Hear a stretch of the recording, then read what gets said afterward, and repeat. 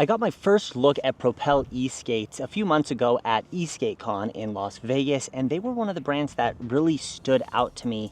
So when they reached out and said they wanted to send me a couple boards to try out, I was super stoked. This is the Pivot GT, and this is the Endeavor 3S. Both of these boards come in at around $1,000, so in this video I wanted to ride both of them, test them out, kind of compare and contrast them, and give you my impressions on them. Now, I am by no means an e-skate expert. My e-skate experience is limited to mostly entry-level boards. I've done a lot of longboarding and skateboarding in my time, and so I've always had an interest in e-skates, but these are really the first ones that are a little bit higher end, that are a little bit nicer than the entry-level boards I have, and so they're going to be faster, they're gonna have more features than what I'm used to. So I'm not gonna be able to compare these to other boards on the market. Instead, you're going to be getting the impressions of someone who has some experience, but is kind of making the next step in their e-skate journey. And Propel seems to be the perfect brand for that. Now, it doesn't take a genius to see the difference between the two boards, the Endeavor 3S having the full suspension and the Pivot GT going for a more portable street riding experience. Both of these are belt drive boards, and these are actually my first belt drive boards, and I've been really impressed with how much better the hill climbing is over the hub drive boards I've tried previously. Also, the pneumatic tires have been so nice for absorbing bumps. Having regular longboard tires on my other boards is, you know, decent for street riding, but when it comes to hitting bigger potholes and bigger bumps, I always felt like I needed some bigger wheels to not have the board jumping around underneath me as I hit the sidewalk cracks and that kind of stuff. Let me do a quick rundown of the specs for each of these boards, and then I'll jump into my more practical experience and how they feel to actually ride on the street and how this one feels to ride in the dirt. So obviously the Endeavor 3S has independent suspension, and they market this as what they're calling a hybrid board. So it's not a fully off-road board, it's not obviously a street board. It's kind of made for that in between if you have really bad streets where you live, or if you want to do some light dirt riding. That seems to be what this board is designed for, and in my testing it seems to do exactly that. This has a 691 watt-hour battery, and from what I understand, there are certain battery cells that people in the community really like, so I'm going to put the name of those battery cells up on the screen right now. This has a maple deck, maple composite, they say. This has two 6374 belt drive motors. Again, I apologize, I'm still educating myself about the motors and batteries in the e-skate community. I'm more familiar with e-scooters and e-bikes. This has a claimed top speed of 34 miles an hour. I will not be putting that to the test. The fastest I've ever gone on an e-skate is about 25, and I don't quite feel comfortable fully going up to 35 miles an hour on an e-skate like this, but hopefully in the future, as I get more comfortable on these boards, I will be able to do those top speed tests. You get extremely large 200mm wheels and 4.4 inches of ground clearance on this board. One thing I really liked is that it comes with a 4.5 amp fast charger out of the box, which is amazing. Usually you're seeing 2 amp chargers on these electric devices, so this thing just charges up to full in like 3 hours. It also comes with 2 headlights that are 1000 lumens a piece. I didn't install those because I don't plan to be riding at night, but if you're a night rider, it's so nice to have those brackets and lights included with this board, and you can just ride right away. I'm also a big fan of Shred lights, so if you need some more lights for your board, check them out. They make lights specifically for PEVs, so I will put the link to those down in the description as well. Now, the Pivot GT is obviously the more street-focused portable board. It's significantly lighter than the Endeavor 3S, but you still get these 155mm wheels, making, you know, potholes and those same sidewalk cracks I was talking about a breeze compared to the boards that come with standard longboard wheels. Now, the nice part is obviously you can throw longboard wheels on this really easily if that's the feel and that's the style that you're going for. This comes with those same dual 6374 belt drive motors, so acceleration wise they feel almost identical in the same riding modes. This has an 864 watt-hour battery, so a little bit bigger than the Endeavor 3S, and this specifies that the controller is 70 amps. I couldn't find anywhere that specified the Endeavor 3S's controller, but I assume it's similar because the boards feel so similar. This has a top speed of 36 miles an hour and up to 52 miles of range. This has a carbon deck, and despite the smaller wheel size, it actually has almost identical clearance to the Endeavor 3S because this battery pack is a little bit slimmer. So you're still getting really good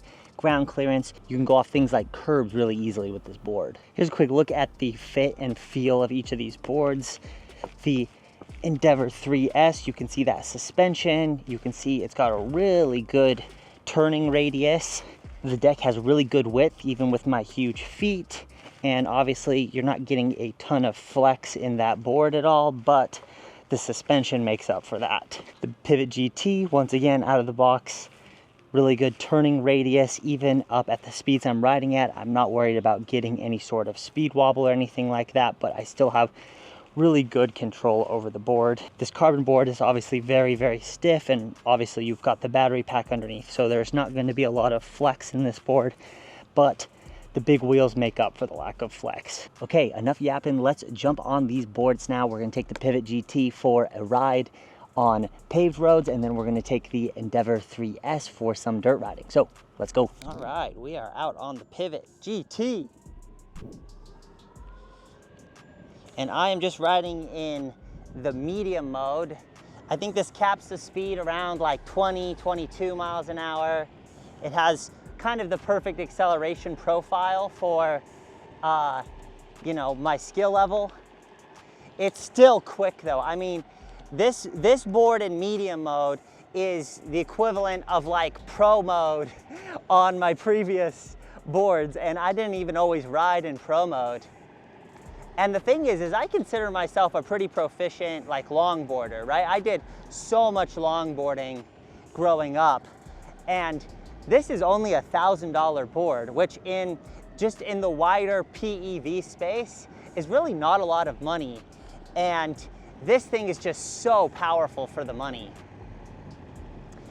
You know, I mentioned that the Endeavor 3S has kind of a similar acceleration profile, but the lighter weight on the Pivot GT, like you can feel that underneath you when it comes to like responsiveness on the acceleration. So it definitely does accelerate a little bit quicker.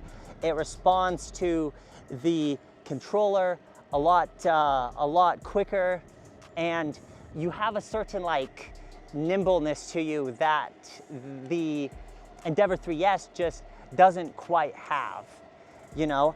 So for a little bit when I was testing these, I was thinking, oh, well, the Endeavor 3S is just always the best choice because you get all the shock absorption. But there's definitely a case to be made for the Pivot GT being so light and nimble. And I think this is kind of the only board of the two that you can kind of throw in under your arm and carry around. You know, like you need both hands to carry that Endeavor 3S. And overall, I feel more comfortable on this board. It's more of a natural progression for me, going from the previous boards that I have and my long boarding experience to this board. Just a lot more natural. So, you know, obviously I love both boards, and I would be happy with either board. I'm really privileged to be able to test out both of these boards.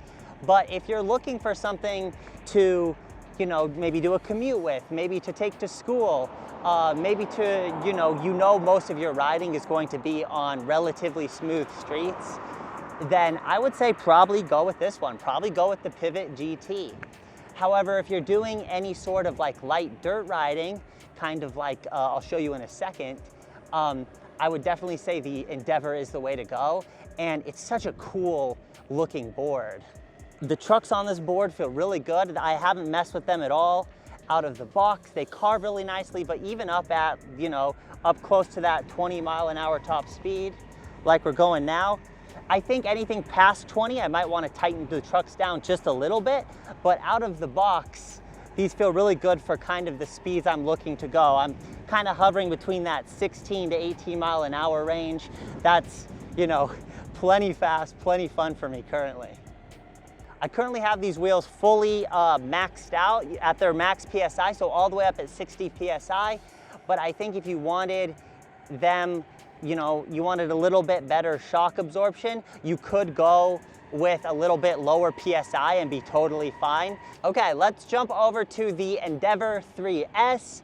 We're gonna test it out in this same kind of paved area, and then I'm going to move over to a little bit of dirt riding and see how that does on just a really mild dirt trail. Let's go. Okay, once again, I have this just in the medium mode with a top speed of about 20, 21 miles an hour.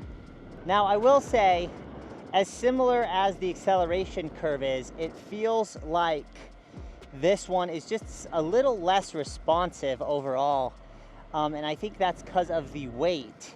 It definitely doesn't have the same like really loose, smooth, carvy feel that the Pivot GT has.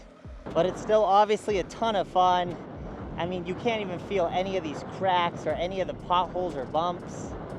But let's jump over now to the off-road riding section. There's a great little dirt trail here that I'm gonna go test out. All right, this feels like what this board was made to do. This is nicely packed dirt. Woo! The carving kicks that back end out a little bit.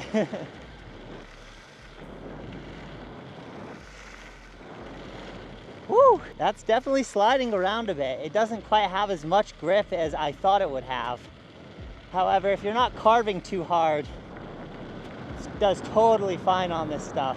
I think where this has an advantage over the Pivot GT, because actually I think the Pivot GT would be fine on this dirt, is like these whoops and stuff where the suspension actually really comes in,